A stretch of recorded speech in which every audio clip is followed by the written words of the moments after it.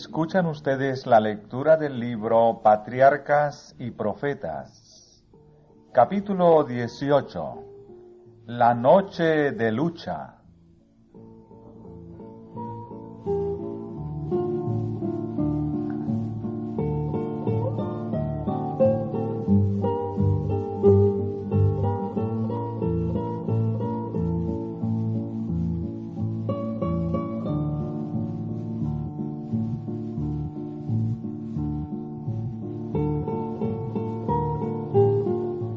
Aunque Jacob había dejado a Padán Aram en obediencia a la instrucción divina, no volvió sin muchos temores por el mismo camino por donde había pasado como fugitivo 20 años antes.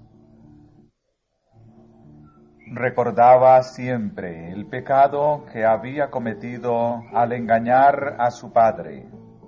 Sabía que su largo destierro era el resultado directo de aquel pecado, y día y noche, mientras cavilaba en estas cosas, los reproches de su conciencia acusadora entristecían el viaje.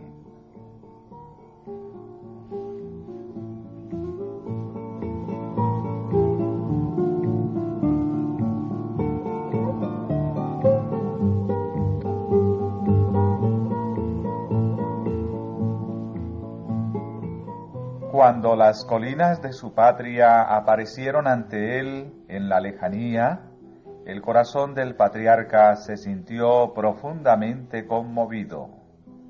Todo el pasado se presentó vivamente ante él. Al recordar su pecado, pensó también en la gracia de Dios hacia él y en las promesas de ayuda y dirección divinas.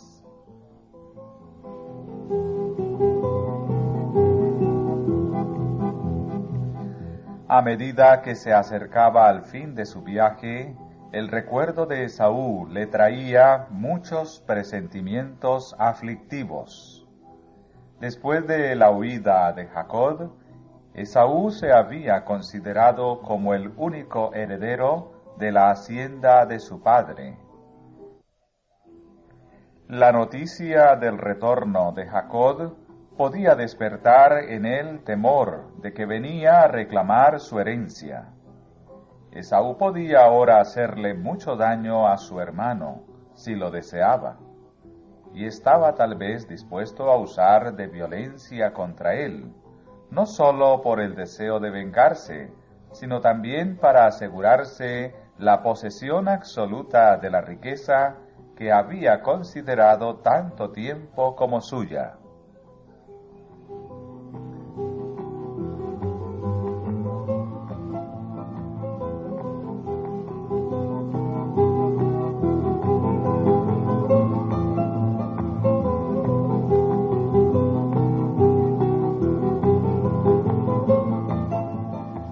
Nuevamente el Señor dio a Jacob otra señal del amparo divino. Mientras viajaba hacia el sur del monte de Galad, le pareció que 2 ejércitos de ángeles celestiales le rodeaban por delante y por detrás, y que avanzaban con su caravana, como para protegerla.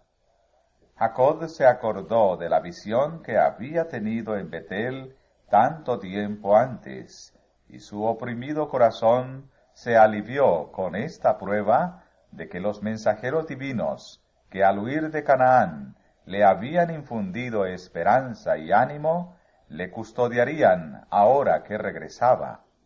Y dijo: el campo de Dios es este, y llamó el nombre de aquel lugar Mahanaim, o sea, los 2 campos o 2 ejércitos.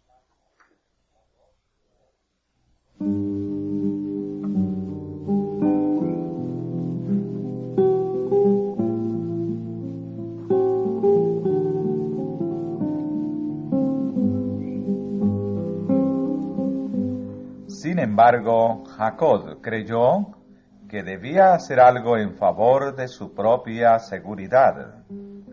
Mandó, pues, mensajeros a su hermano con un saludo conciliatorio. Los instruyó respecto a las palabras exactas con las cuales se habían de dirigir a Esaú. Se había predicho que ya antes del nacimiento de los dos hermanos, que el mayor serviría al menor, y para que el recuerdo de esto no fuese motivo de amargura, dijo Jacob a los siervos, que los mandaba a mi señor Esaú, y cuando fuesen llevados ante él, debían referirse a su amo como tu siervo Jacob. Y para quitar el temor de que volvía como indigente errante para reclamar la herencia de su padre, Jacob le mandó decir en su mensaje: tengo vacas, y asnos, y ovejas, y siervos y siervas. Y envío a decirlo a mi señor, por hallar gracia en tus ojos.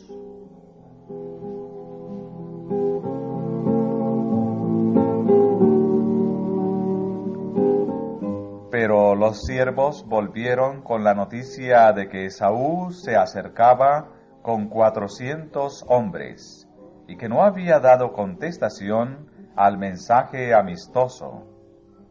Parecía cierto que venía para vengarse. El terror se apoderó del campamento. Entonces Jacob tuvo gran temor y angustióse. No podía volverse y temía avanzar. Sus acompañantes, desarmados y desamparados, no tenían la menor preparación para hacer frente a un encuentro hostil. Por eso los dividió en dos grupos, de modo que si uno fuese atacado, el otro tuviera ocasión de huir. De sus muchos ganados mandó generosos regalos a Esaú con un mensaje amistoso. Hizo todo lo que estaba de su parte para expiar el daño hecho a su hermano y evitar el peligro que le amenazaba. Y luego, con humildad y arrepentimiento, pidió así la protección divina. Jehová, que me dijiste: vuélvete a tu tierra y a tu parentela, y yo te haré bien. Menor soy que todas las misericordias y que toda la verdad que has usado para con tu siervo, que con mi bordón pasé este Jordán, y ahora estoy sobre 2 cuadrillas. Líbrame ahora de la mano de mi hermano, de la mano de Esaú, porque le temo. No venga quizá y me hiera la madre con los hijos.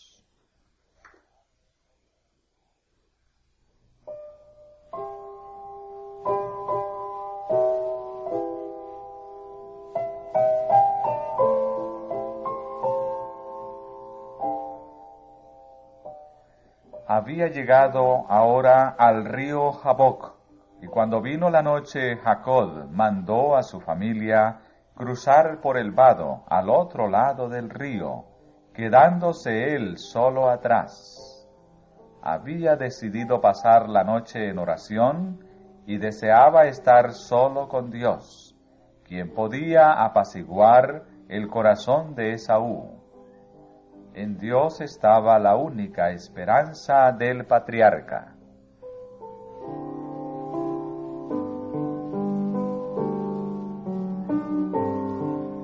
Era una región solitaria y montañosa, madriguera de fieras y escondite de salteadores y asesinos.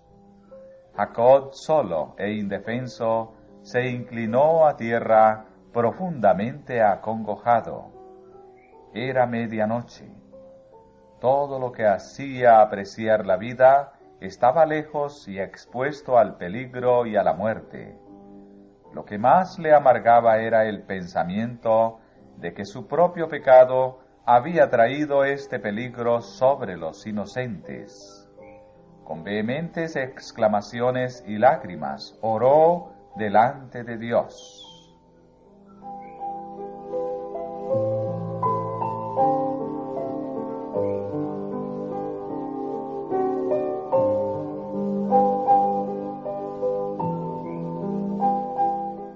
De pronto sintió una mano fuerte sobre él. Creyó que un enemigo atentaba contra su vida y trató de librarse de las manos de su agresor. En las tinieblas los dos lucharon por predominar.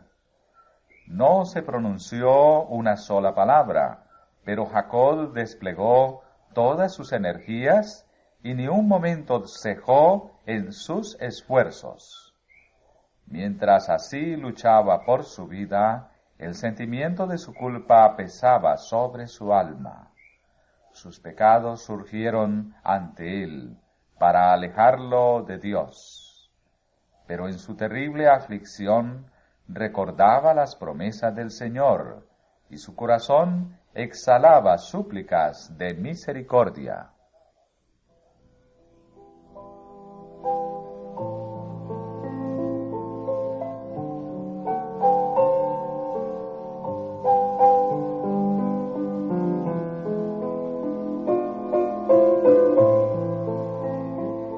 La lucha duró hasta poco antes del amanecer, cuando el desconocido tocó el muslo de Jacob, dejándolo incapacitado en el acto. Entonces reconoció el patriarca el carácter de su adversario. Comprendió que había luchado con un mensajero celestial y que por eso sus esfuerzos casi sobrehumanos no habían obtenido la victoria. Era Cristo, el ángel del pacto, el que se había revelado a Jacob. El patriarca estaba imposibilitado y sufría el dolor más agudo, pero no aflojó su asidero. Completamente arrepentido y quebrantado, se aferró al ángel y lloró y rogóle, pidiéndole la bendición. Debía tener la seguridad de que su pecado estaba perdonado. El dolor físico no bastaba para apartar su mente de este objetivo. Su resolución se fortaleció y su fe se intensificó en fervor y perseverancia hasta el fin.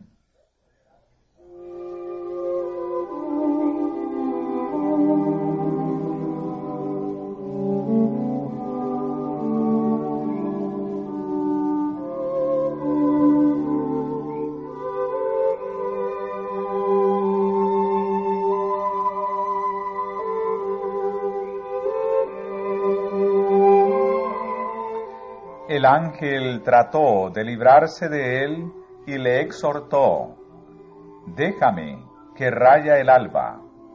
Pero Jacob contestó: «No te dejaré si no me bendices». Si esta hubiese sido una confianza jactanciosa y presumida, Jacob habría sido aniquilado en el acto. Pero tenía la seguridad del que confiesa su propia indignidad y sin embargo confía en la fidelidad del Dios que cumple su pacto.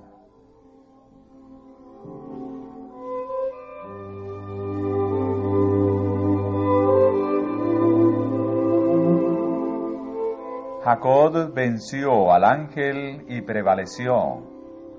Por su humillación, su arrepentimiento y la entrega de sí mismo, este pecador y extraviado mortal prevaleció ante la majestad del cielo.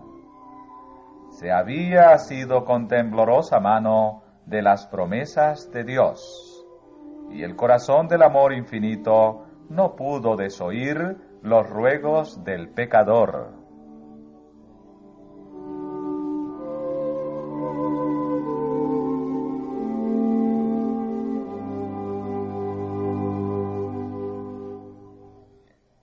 El error que había inducido a Jacob al pecado de alcanzar la primogenitura por medio de un engaño, ahora le fue claramente manifestado. No había confiado en las promesas de Dios, sino que había tratado de hacer por su propio esfuerzo lo que Dios habría hecho a su tiempo y a su modo. En prueba de que había sido perdonado, su nombre, que hasta entonces le había recordado su pecado, fue cambiado por otro que conmemoraba su victoria. No se dirá más tu nombre Jacob, el suplantador, dijo el ángel, sino Israel, porque has peleado con Dios y con los hombres, y has vencido.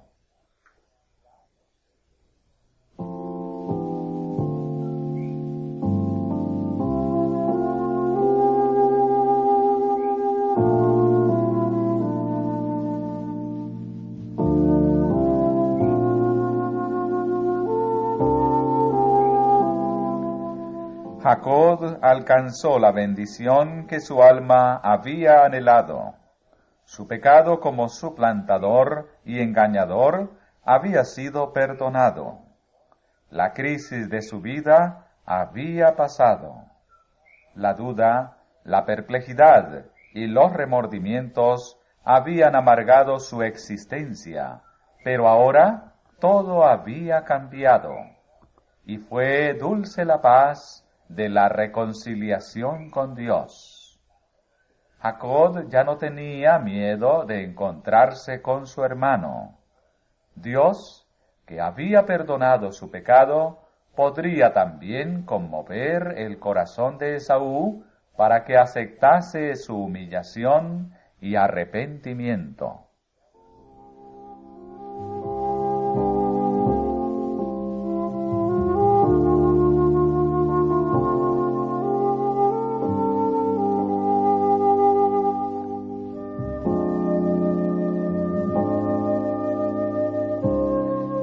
Mientras Jacob luchaba con el ángel, otro mensajero celestial fue enviado a Esaú.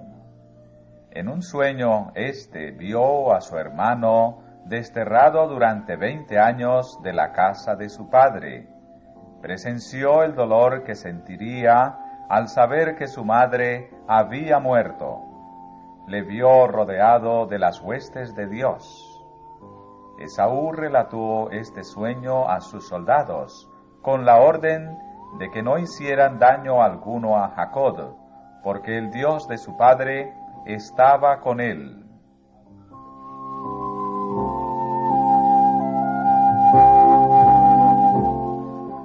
Por fin, las dos compañías se acercaron una a la otra.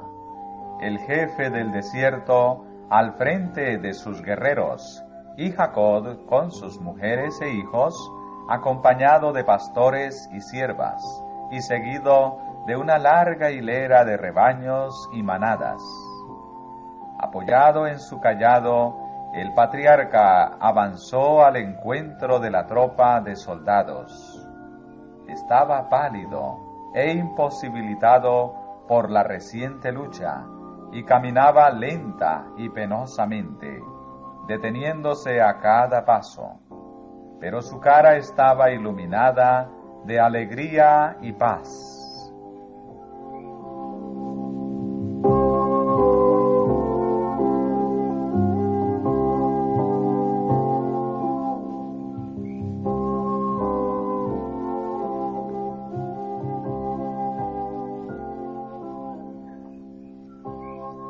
Al ver a su hermano cojo y doliente, Esaú corrió a su encuentro, y abrazóle, y echóse sobre su cuello, y le besó, y lloraron.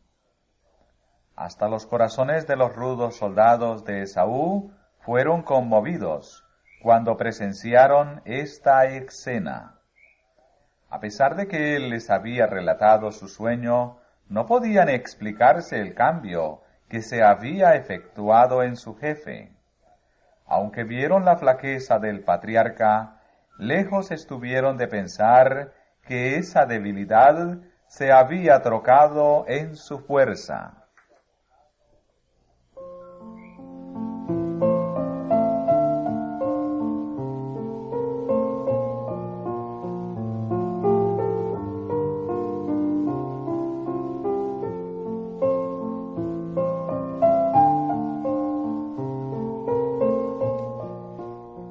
En la noche angustiosa, pasada a orillas del Jaboc, Cuando la muerte parecía inminente, Jacob había comprendido lo vano que es el auxilio humano, lo mal fundada que está toda confianza en el poder del hombre.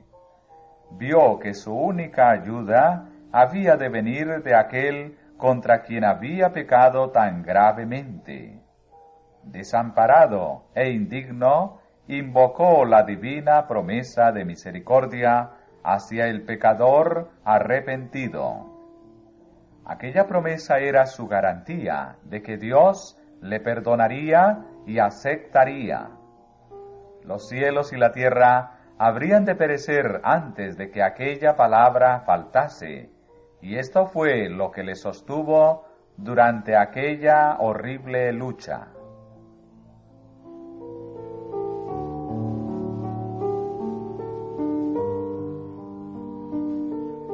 La experiencia de Jacob durante aquella noche de lucha y angustia representa la prueba que habrá de soportar el pueblo de Dios inmediatamente antes de la segunda venida de Cristo.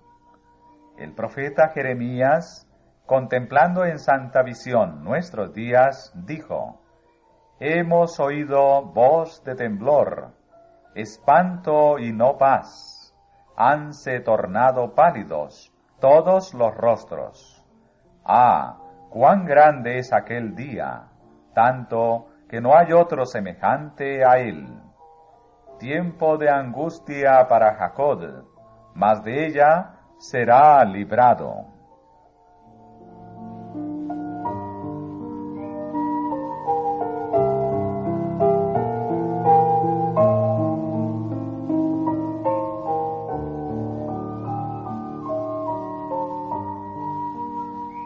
Cuando Cristo acabe su obra mediadora en favor del hombre, entonces empezará ese tiempo de aflicción.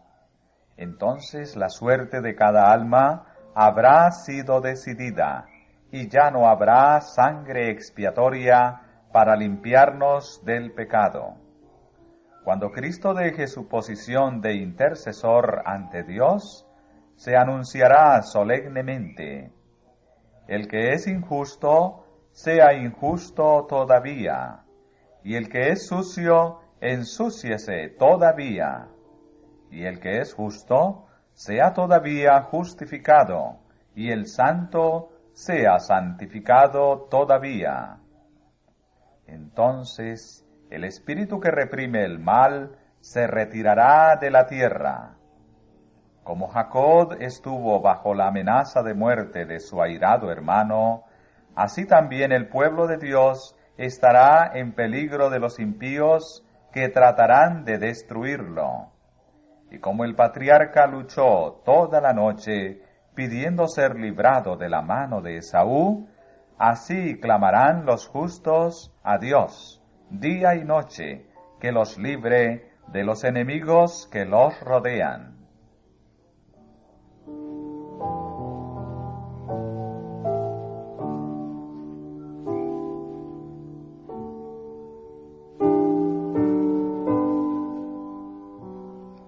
Satanás había acusado a Jacob ante los ángeles de Dios, reclamando el derecho de destruirlo por su pecado. Había incitado contra él a Esaú, y durante la larga noche de la lucha del patriarca, procuró hacerle sentir su culpabilidad para desanimarlo y quebrantar su confianza en Dios. Cuando en su angustia Jacob se asió del ángel y le suplicó con lágrimas, el mensajero celestial, para probar su fe, le recordó también su pecado y trató de librarse de él. Pero Jacob no se dejó desviar. Había aprendido que Dios es misericordioso y se apoyó en su misericordia. Se refirió a su arrepentimiento del pecado y pidió liberación. Mientras repasaba su vida, casi fue impulsado a la desesperación, pero se aferró al ángel y con fervientes y agonizantes súplicas insistió en sus ruegos hasta que prevaleció.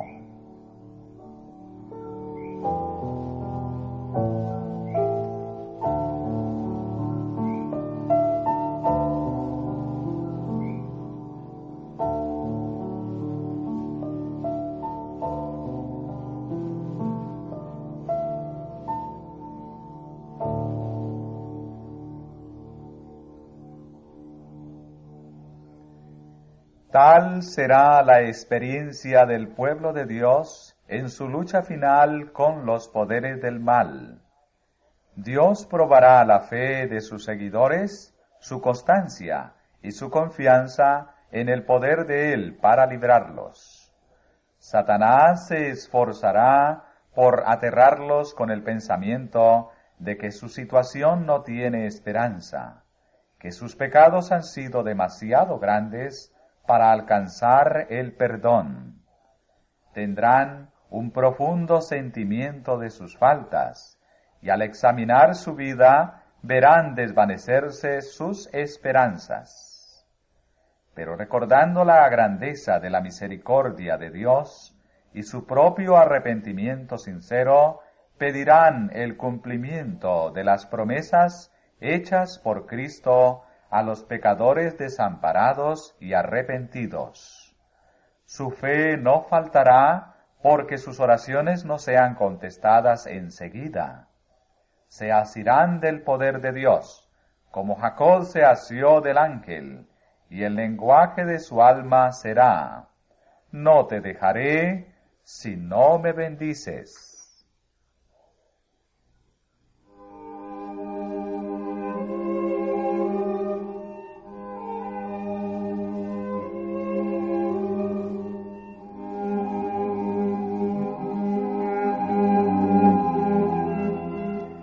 Si Jacob no se hubiese arrepentido antes por su pecado, consistente en tratar de conseguir la primogenitura mediante un engaño, Dios no habría podido oír su oración ni conservarle bondadosamente la vida. Así será en el tiempo de angustia. Si el pueblo de Dios tuviera pecados inconfesos que aparecieran ante ellos, cuando los torturen el temor y la angustia, serían abrumados. La desesperación anularía su fe y no podrían tener confianza en Dios para pedirle su liberación.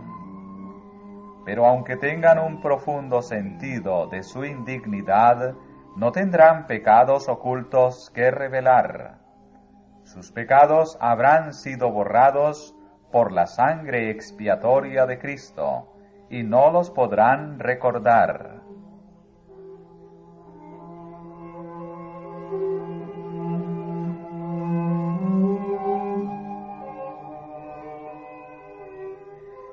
Satanás induce a muchos a creer que Dios pasará por alto su infidelidad en los asuntos menos importantes de la vida. Pero en su proceder con Jacob, el Señor demostró que de ningún modo puede sancionar ni tolerar el mal. Todos los que traten de ocultar o excusar sus pecados y permitan que permanezcan en los libros del cielo inconfesos y sin perdón, serán vencidos por Satanás. Cuanto más elevada sea su profesión y cuanto más honorable sea la posición que ocupen, tanto más grave será su conducta ante los ojos de Dios, y tanto más seguro será el triunfo del gran adversario.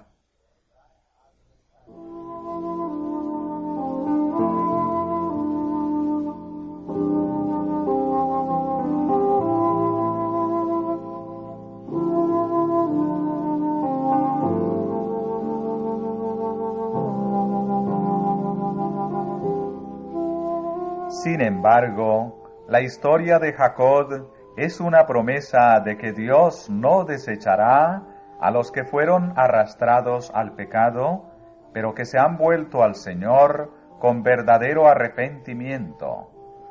Por la entrega de sí mismo y por su confiada fe, Jacob alcanzó lo que no había podido alcanzar con su propia fuerza. Así el Señor enseñó a su siervo que sólo el poder y la gracia de Dios podían darle las bendiciones que anhelaba. Así ocurrirá con los que vivan en los últimos días. Cuando los peligros los rodeen y la desesperación se apodere de su alma, deberán depender únicamente de los méritos de la expiación. Nada podemos hacer por nosotros mismos. En toda nuestra desamparada indignidad, debemos confiar en los méritos del Salvador crucificado y resucitado. Nadie perecerá jamás mientras haga esto. La larga y negra lista de nuestros delitos está ante los ojos del Infinito. El registro está completo. Ninguna de nuestras ofensas ha sido olvidada, pero el que oyó las súplicas de sus siervos en lo pasado, oirá la oración de fe y perdonará nuestras transgresiones. Lo ha prometido y cumplirá su palabra.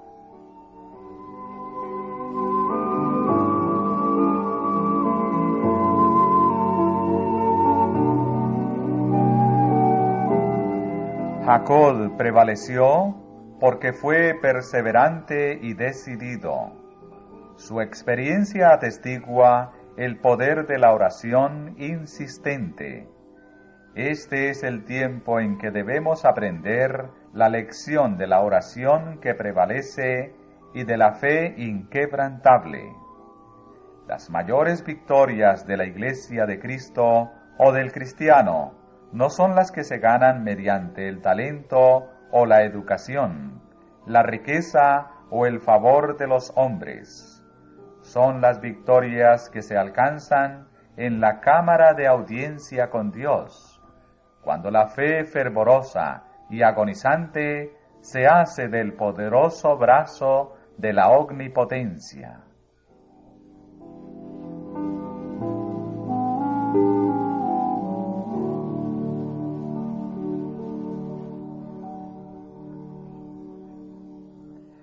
Los que no estén dispuestos a dejar todo pecado, ni a buscar seriamente la bendición de Dios, no la alcanzarán. Pero todos los que se afirmen en las promesas de Dios, como lo hizo Jacob, y sean tan vehementes y constantes como lo fue él, alcanzarán el éxito que él alcanzó. Y Dios ¿no hará justicia a sus escogidos, que claman a él día y noche, aunque sea longánime acerca de ellos? Os digo que los defenderá presto.